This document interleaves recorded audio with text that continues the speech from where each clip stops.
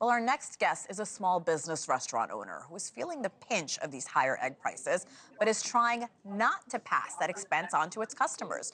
Joseph Sifnaios, the co-owner of the Coop, joining me this morning. Joseph, good morning. Thank you for coming on.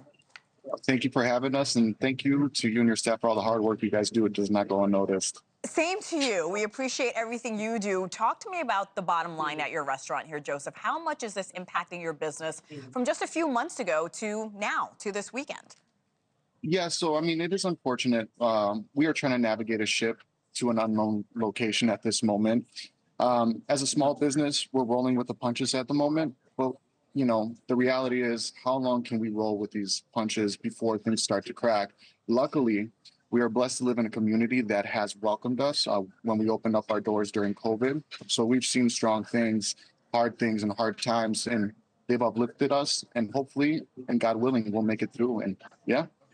Joseph, you are in America's heartland. Why have you chosen not to pass along that charge? I know they've been welcoming, but bottom line is bottom line, right? So how do you survive? So right now we're looking at options of things that we can do. You have to understand we are a breakfast house, right? Monday through Thursday, our clientele is a little bit of an older clientele. We call them our older friends. They live on a fixed income. And then we have people that come every day that spend their hard-earned money. And we have to understand that we sell eggs and bacon. We don't sell steak and wine, right? So yes, I mean, if it comes down to it, we might have to crack, and it's unfortunate, but we're looking at other options that we could do at first, raising other prices, such as sandwiches, where we offer a little more and stuff like that. The eggs, though, it's unfortunate, but I truly believe right now it's going to get worse before it gets better. Many economists agree with you. They think it's going to go up by almost 20%. You mentioned your supportive community. Do they understand the financial sacrifice you're making here for your customers? Honestly, yes. We've had many customers that have spoken to me that said, if you do end up putting a surcharge, or if you do end up doing that, they will support us. And they understand that. Most Americans understand that. We live in the greatest country in the world, and our foundation is small business, right? And they understand that, and they'll always help us thrive. And thankfully, we'll see what happens. God willing, things will go back to normal. I am hoping for that as well. Have you thought about other alternatives? You mentioned increasing prices maybe when it comes to sandwiches, but what about cutting hours in which you serve breakfast or other egg-based dishes? So, yeah, obviously cutting labor, we have to think about it like this. We do a big volume, and thankfully for that. But if we cut labor, then it trickles down to something else. It doesn't become that, oh, the egg prices or the meal prices is too high. It's, why didn't my meal take 20 to 30 minutes to come out? Most people understand, but some people don't understand. It becomes a different issue then. It's a trickle-down effect. Not only is this impacting mom and pop businesses like your own, this is hitting home for consumers when they're shopping to feed their families. What have you been hearing from customers, Joseph, when we talk about the prices of eggs and just groceries? And do you think they would understand if ultimately you did have to raise your prices to survive?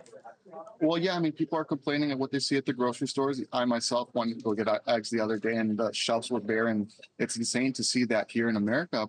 And, consumers do understand, as I said a little bit earlier, a lot of our customers have said if things came down to it, if it came down to it, they would accept it, they would understand it, and hopefully, it gets better, Looking ahead, what do you believe needs to happen, Joseph, in order to slow the surging prices of eggs that your business relies on so heavily?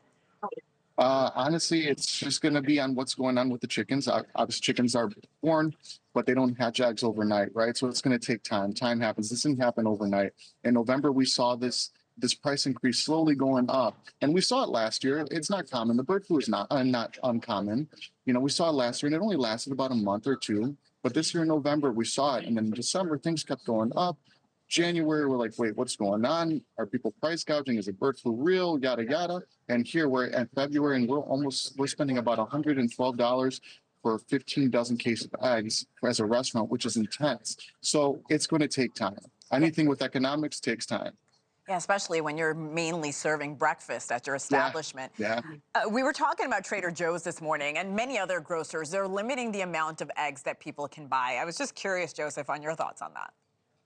Yeah, I mean, it's crazy that this is happening at this time. I mean, as a restaurant owner, I can't tell a customer you can only have one egg or, 2 eggs, and that's your limit. I mean, Trader Joe's is a bigger place, a corporation that has that power and that authority. Me as a mom and pop shop, my brother and I, we can't just go and say, hey, this is how much you could have. Thanks for watching. Go to joinnn.com to find NewsNation on your television provider. And don't forget to click the red subscribe button below to get more of NewsNation's fact-driven, unbiased coverage.